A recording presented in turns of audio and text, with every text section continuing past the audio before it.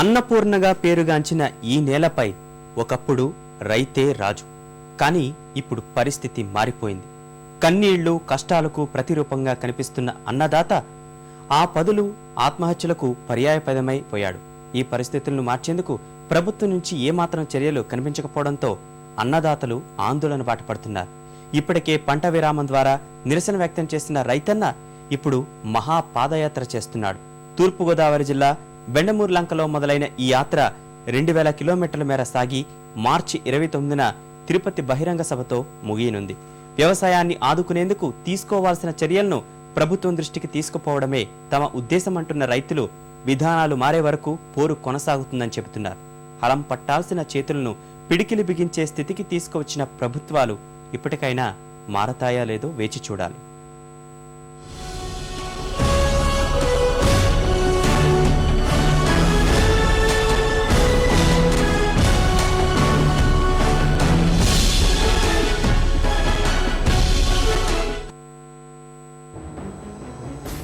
రాష్ట్రంలో రైతుల ఓపిక నశిస్తోంది. శాంతమూర్తిగా ఇన్నాళ్లు కష్టాల్ని పంటి బిగువన భరించిన అన్నదాతలు నిరసన బాట పడుతున్నారు. వ్యవసాయాన్ని పండగ చేస్తామంటూ మాటలకే పరిమితమవుతున్న విధాన నిర్ణేతలపై ఒత్తిడి పెంచడమే లక్ష్యంగా మరో ఉద్యమానికి శ్రీకారం చుట్టారు. బాధపడుతూనే పంట విరామం ప్రకటించి పాలకుల నిర్లక్ష్యాన్ని ఎండగట్టిన తూర్పుగోదావరి జిల్లా బెండమూర్లంక గ్రామం నుంచే మరోసారి అదే తరహా ఉద్యమం మొదలైంది. రైతు మహాపాదయాత్ర ద్వారా సంఘటితమవుతున్న అన్నదాతలు తమ హక్కుల కోసం పోరుబాట పట్టారు. ఈ నెల 10వ తేదీన భారతీయ కిసాన్ సంఘ ఆధ్వర్యంలో రైతులు రైతు స్వాతంత్ర్య మహాపాదయాత్ర చేపట్టారు. వ్యవసాయాన్ని నిజంగానే పండగ చెయ్యాలంటే ఏ చర్యలు తీసుకోవాలో 2000 కిలోమీటర్లకు పైగా సాగనున్న పాదయాత్రలో రైతులు వివరించనున్నారు. 48 రోజుల తరువాత మార్చి 29న తిరుపతిలో జరగనున్న బహిరంగ సభ ద్వారా రైతాంగ సమస్యల్ని ప్రభుత్వం దృష్టికి తీసుకెళ్తామని చెబుతున్నారు.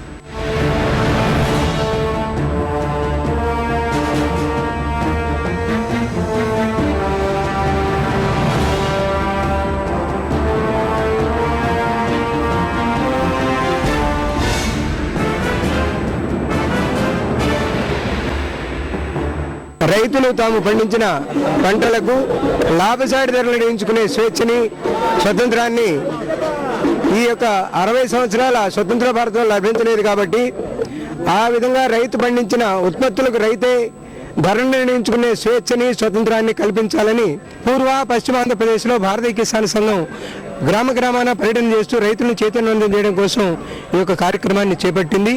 ఇంతకుముందు స్వతంత్ర పోరాటం కోసం రైతులు గాంధీ గారి వెంటుండి అనేక రకాలుగా రైతులకి సహకారం ఇస్తూ గాంధీ గారికి ముందుండి గాంధీ గారు ఆ ఉద్యమాన్ని నిర్వహించి విజయం సాధించారు.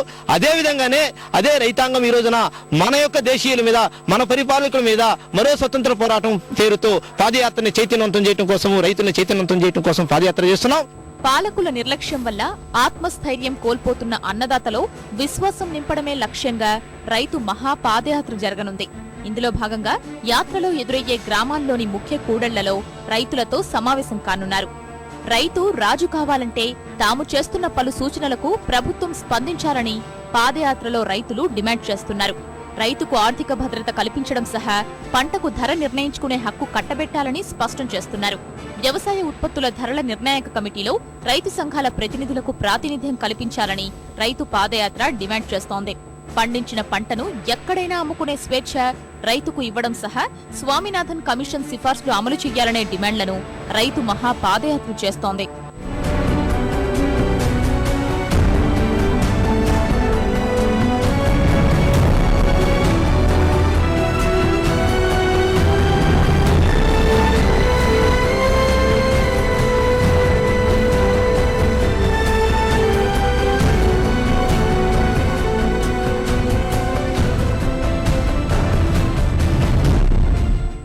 మాకు కావాల్సింది ఒకటే, స్వామినాథన్ కమిషన్ అమలు చేయాలి. మీరు ఆహార భద్రతా బిల్లు ప్రవేశపెట్టారు, అది కాదు. రైతు పెట్టిన పెట్టుబడికి ఆర్థిక భద్రతా బిల్లు కావాలి. వృద్ధ రైతులకు మాత్రం 2000 రూపాయలు పెన్షన్ ఇవ్వాలి. మీరు ఎలా అయితే ఉద్యోగులకు పెన్షన్ ఇచ్చారో అదే విధంగా రైతు కూలీలకు కూడా పెన్షన్ ఇవ్వాలని ఈ ప్రభుత్వానికి తెలియజేస్తున్నాను. వ్యవసాయ క్షేత్రాన్ని వీడి రైతు పోరుబాట పట్టడానికి ప్రభుత్వ వైఖరే కారణంగా కనిపిస్తోంది. 2009 నుంచి రాష్ట్ర వ్యవసాయ రంగానికి గడ్డుకాలం మొదలైంది. వర్షాభావ పరిస్థితులు, అతివృష్టి, అనావృష్టి రైతును వెంటాడి వేధించాయి. కరెంటు కష్టాలతో పంటలు ఎండిపోతున్నప్పటికీ ఏమీ చెయ్యలేని పరిస్థితి. నల్లబజారు వ్యాపారం, ఎరువుల ధరల్ని తగ్గించలేని ప్రభుత్వాలు ధాన్యం ధరను మాత్రం చేతుల్లో పెట్టుకుంటున్నాయి. ఇలా ప్రభుత్వం, ప్రకృతి చేతుల్లో రైతు ప్రతిసారి ఓడిపోతున్నాడు.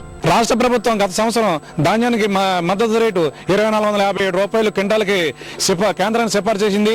అయితే కేంద్ర ప్రభుత్వం సన్న రకాలకి 1280, మామూలు దానికి 1250 నిర్ణయించి రైతులకి చాలా దాగా చేసింది. ఈ రాష్ట్ర ప్రభుత్వం ఈ సంవత్సరం మళ్ళీ 48 చిల్లర క్వింటాలకి కేంద్ర ప్రభుత్వానికి సిఫార్సు చేయబోతుంది.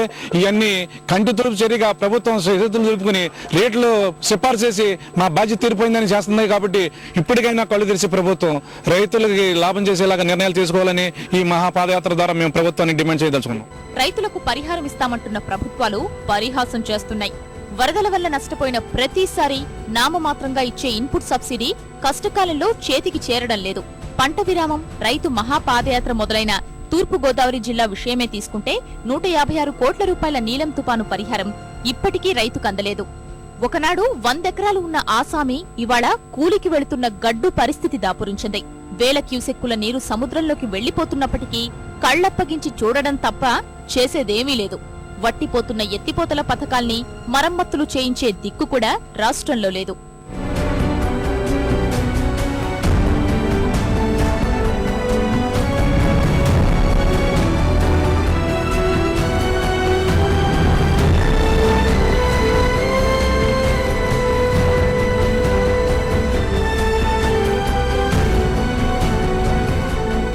కష్టకాలంలోనూ వ్యవసాయం చేస్తూ ఆదుకుంటున్న కౌలు రైతుల కష్టాలు మరీ దయనీయంగా ఉన్నాయి. ప్రభుత్వాలిచ్చే పరిహారాలు వారికందవు. అప్పుల బాధలు తీరడం లేదు. 2011 జులైలో ముఖ్యమంత్రి కిరణ్ కుమార్ రెడ్డి ప్రతిష్టాత్మకంగా ప్రారంభించిన రుణ అర్హత కార్డులు అలంకారప్రాయంగా మారాయి. రుణాలు ఇవ్వడానికి బ్యాంకులు ముందుకు రావడం లేదు. ఇన్పుట్ సబ్సిడీ విషయంలో రైతు, కౌలుదారుడి మధ్య వివాదం కొనసాగుతూనే ఉంది. మద్దతు ధరపై ప్రభుత్వాలు కంటితుడుపు చర్యలు చేపడుతున్నాయి. వాళ్ళు బాగా పెరిగిపోయి మందు బస్తాలు 6 బస్తాల నుంచి 12 బస్తాల దాకా వేసేస్తున్నారు. వేసేసి ఇవాళ 30,000, 35,000 ఖర్చు అయిపోతుంది. కానీ వచ్చే ఆదాయం మాత్రం 25,000 ఉంటుంది. దానివల్ల రైతు ఒక ఎకరాకు వచ్చి 10,000, 15,000 నష్టపోతున్నాడు. భూమున్న అన్నదాతలు కాడి పక్కన పెడుతుంటే కౌలు రైతులకు కాలం కలిసి రావడం లేదు. ఇన్ని కష్టాల్లోంచి రైతు ప్రకటించిన ఉద్యమమే పంట విరామం. తనకు తానుగా వేసుకున్న శిక్ష. తల్లి బిడ్డ బంధం లాంటి రైతు పొలం సంబంధాన్ని అన్నదాత వదులుకున్నాడు. వ్యవసాయానికి లాభసాటి ధర ప్రకటించాలనే ప్రధాన డిమాండ్తో ప్రారంభమైన పంట విరామ ఉద్యమం జాతీయ స్థాయిలో చర్చనీయాంశమైంది. రైతు మహాపాదయాత్ర ప్రారంభమైన బెండమూర్లంకలోనే 2011 మే 26న పంట విరామ ఉద్యమం మొదలైంది. గతేడాది ఖరీఫ్లో కోనసీమలో దాదాపు 1,00,000 ఎకరాల పంటను పంట విరామం ప్రకటించారు. స్వామినాథన్ సిఫార్సులను అమలు చేయడం సహా ఏప్రిల్ 15న కాల్వలు కట్టేసి మే 15న తెరవాలని డిమాండ్ చేశారు. జాతీయ గ్రామీణ ఉపాధి హామీ పథకాన్ని వ్యవసాయ రంగానికి అనుసంధానం చెయ్యాలని కోరారు. ఎరువులు, పురుగుమందుల ధరల్ని నియంత్రించాలని విన్నవించారు. క్వింటా ధాన్యానికి 2,035 రూపాయలకు తగ్గకుండా నిర్ణయించడం సహా ప్రభుత్వమే నేరుగా ధాన్యాన్ని కొనుగోలు చెయ్యాలని పంట విరామ ఉద్యమ రైతులు డిమాండ్ చేశారు.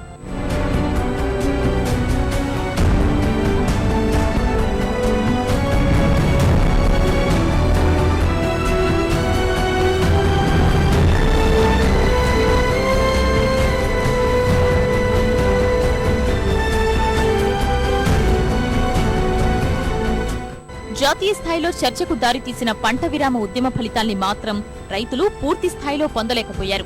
పంట విరామం తీవ్రతను గుర్తించిన రాష్ట్ర ప్రభుత్వం మోహన్ కందా నేతృత్వంలో ఓ కమిటీని ఏర్పాటు చేసింది. ఈ కమిటీ ప్రభుత్వానికి 14 సిఫార్సులు చేయగా వాటిల్లో కొన్ని మాత్రమే అమలుకు నోచుకున్నాయి. మరిన్ని చర్యల్ని ప్రభుత్వం విస్మరించింది.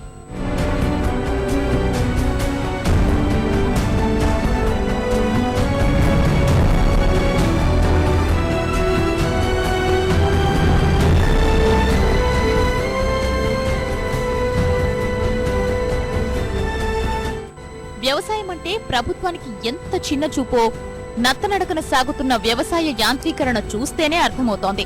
ఉపాధి హామీ పథకం వల్ల రైతులకు కూలీలు దొరకడం లేదు. వ్యక్తిగతంగా కాకుండా సమూహాలకు యంత్రాలిస్తామని చెప్పి రైతుల ఆశలపై ప్రభుత్వం నీళ్లు చల్లింది.